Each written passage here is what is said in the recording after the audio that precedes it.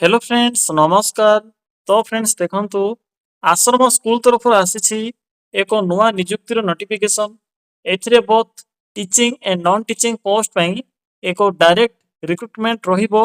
एथिरे कोनसे प्रकार परीक्षा नाही, केवल आपणकर मैट्रिक और प्लस टू रो मार्क अनुसार एथिरे सिलेक्शन करा जिवो। एथिरे दरमा भी बहुत भल रहिबो। आपणक एथिरे मैक्सिमम 33,000 पर्यंत मंथली बेसिस रे दरमा देखा मिलिबो। देखंतु इथिरे नो एप्लिकेशन फी जेहेतु रोहुची तो आपण माने निज मोबाइल साहाय्य ऑनलाइन रे फ्री ऑफ कॉस्ट रे आवेदन करि परिबे। आपण के इथिरे टंकाटिए मध्य पेमेंट करिवार आवश्यक नाही। पिला माने किपरि आपण माने निज मोबाइल माध्यम रे इथिरे आवेदन करिवे, आवेदन करिवार फुल डिटेल्स मु आपण के वीडियो माध्यम रे जणाइबी। तो वीडियो को शेष पर्यंत देखि नेबे।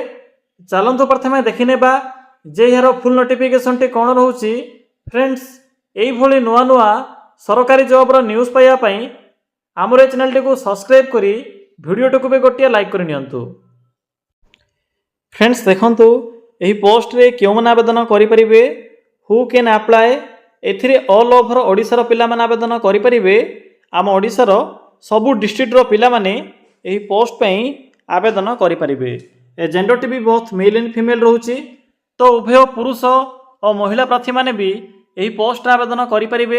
एथिरे अप टू 33,100 पर्यंत आपण माने मंथली बेसिस रे दरमा मध्य पाई परिबे। जदि आम पोस्ट नेम कथा कहबा तेबे एथिरे केस वर्कर, सुपरिटेंडेंट, या सहित काउंसिलर, या सहित art teacher, craft teacher, watchman, helper भली डिफरेंट टाइप रो teaching and non teaching post पई एक वैकेंसी रहिबो। नेक्स्ट आसिला एजुकेशनल क्वालिफिकेशन। आपण माने 8th किंबा 10th किंबा ग्रेजुएशन टी कंप्लीट करथिले भी एही पोस्ट रे आवेदन करि परिबे। देखि नियंतु जे केउ पोस्ट में कोन सब क्वालिफिकेशन एथरे मेंशन अछि। जदि आपण माने +3 किंबा +3 एबव जेपरि कि आपण माने जदि एमए मध्य करथिबे तेबे एथरे केस वर्कर, सुपरिटेंडेंट, काउंसिलर ए सब पोस्ट आवेदन करि परिबे।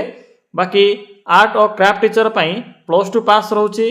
वॉचमैन और हेल्पर ए सब पोस्ट पई अष्टम एवं दशम पास रहिबो। तो मिनिमम 8th पास करथिले भी आपण माने एही पोस्ट आवेदन करि परिबे। नेक्स्ट होची एप्लीकेशन फी।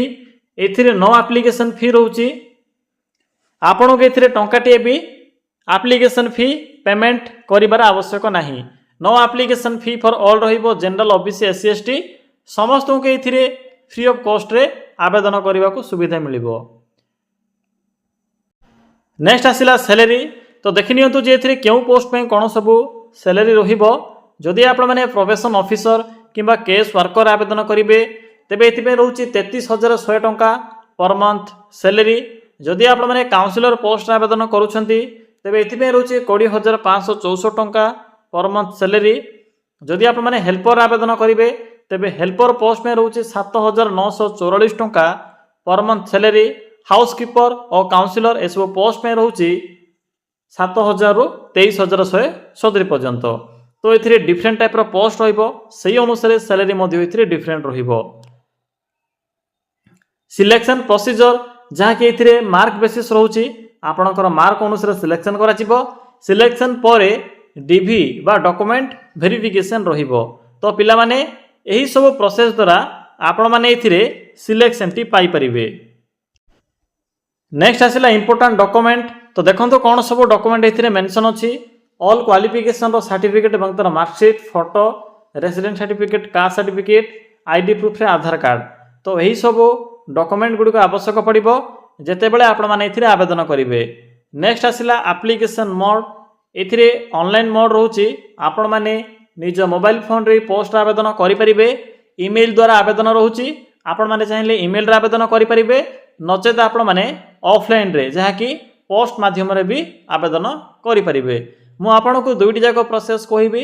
आपण को जेउ प्रोसेस टी भी भलो लागुची सेही प्रोसेस को फॉलो करी एथिरे आवेदन करि परिबे। डेट जहा कि स्टार्ट होई सरिचे ऑलरेडी। तो चलंतो डेरी न करी आलोचना करिबा जे आपण माने किपरि एथिरे आवेदन करिवे। एथिरे आवेदन करिवार फुल डिटेल्स मु आपण केबे कहबी। तो पिला माने देखंतु किपरि एथिरे आवेदन करिवे। मो वीडियो रो डिस्क्रिप्शन बॉक्स रे एको अप्लाई लिंक टी पिन करिछि।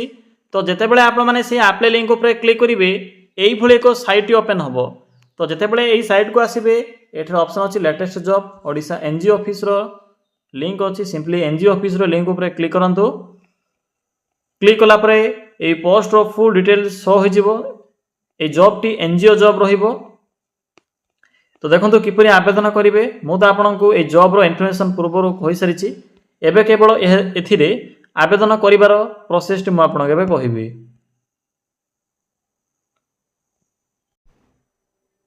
तो पिला माने देखंतु आपण माने से नोटिफिकेशन पीडीएफ लिंक ऊपर क्लिक कला परे एई भली एक नोटिफिकेशन ओपन हो जिवो जहा कि एथि रहउची सुपरिटेंडेंट हेल्पर नाइट वॉचमैन एवं आया सहित अन्य पोस्ट रहउची एथिरे आपनको 15 दिन मध्य जहा कि नोटिफिकेशन रिलीज हेबार 15 दिन मध्य एथिरे आवेदन करबा को पड़िबो।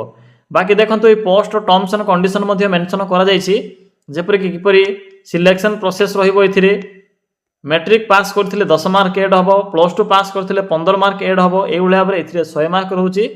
तो भला भाबरे चेक करिवे सिलेक्शन प्रोसेस यहाँ पर post wise salary age limit qualification सब डिटेल्स इधर मेंशन अछि। एथिरे जो मिनिमम क्वालिफिकेशन रहउची मैट्रिक एवं प्लस 2 पास सॉरी फ्रेंड्स मैट्रिक एवं अंडर मैट्रिक रहिबो अर्थ अष्टम किमा दशम पास करथिले मध्ये आवेदन करिवे करिपारिबे। तो देखंतु शेषरे आपनको एप्लिकेशन फॉर्मेट मिल जिवो। सिंपली फॉर्मेट को प्रथमे प्रिंट काढिबे प्रिंट कला परे फिलअप करिवे फोटो अटैच करिवे केउ पोस्ट रे आवेदन करबा को आपण माने इंटरेस्ट रखुचंती से विषय मेंशन करिवे आपनकर name gender date of birth यहाँ पर कास्ट एई भली भाबरे निजर फॉर्म टे को फिलअप करिवे। फिलअप कला परे क्वालिफिकेशन विषय मेंशन करिवे यहाँ पर डेट प्लेस एई भली भाबरे फॉर्म टे को फिलअप करिवे। फिलअप करि सारला पर देखंतु ए फॉर्म टे को एक एड्रेस रे पठाइबे। तो देखंतु पिला माने एठरे एड्रेस मेंशन करा जायछि।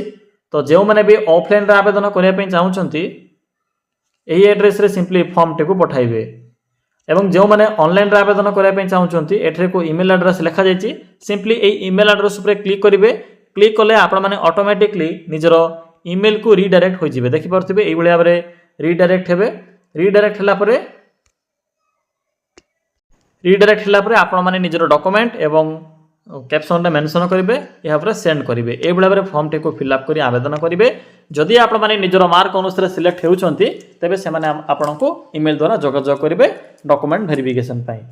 तो पिला माने यह थिला एही पोस्ट रे आवेदन करिवार कंप्लीट इन्फॉर्मेशन। जदि आपनको किछि भी डाउट लागे तबे कमेंट सेक्शन रे कमेंट करि जणाई परिबे।